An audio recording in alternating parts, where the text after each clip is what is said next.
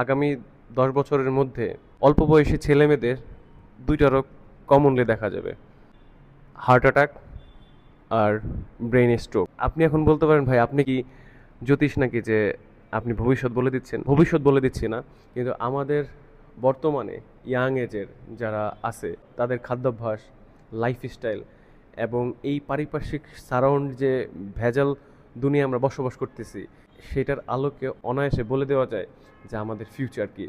আমরা এখন লেট নাইটে ঘুমাই, আমাদের অনেকেরই এখন ঘুমের প্রবলেম হয়ে গেছে। আমরা ঠিকমতো খাওয়া দাওয়া করি না, আর বাইরের যে জাঙ্ক ফুডগুলো খাই, যে খাবারগুলো খাই, ওগুলো আমাদের মুখরোচক হয়। ফিজিক্যাল এক্সারসাইজ করি না, আমরা এখন আরামপ্রিয় হয়ে গেছি। বাসার সামনেই গাড়ি আছে, গাড়িতে উঠে চিল করতে যাই, বিভিন্ন রকমের ফরমালিনযুক্ত খাবার খাই, আর রেডিয়েশন আমাদের আসে। তো আগামী 10 বছর পর ইয়াং এজের মধ্যে সবচেয়ে বেশি হার্টের রোগী এবং ব্রেনে স্ট্রোকের রোগী পাওয়া যাবে।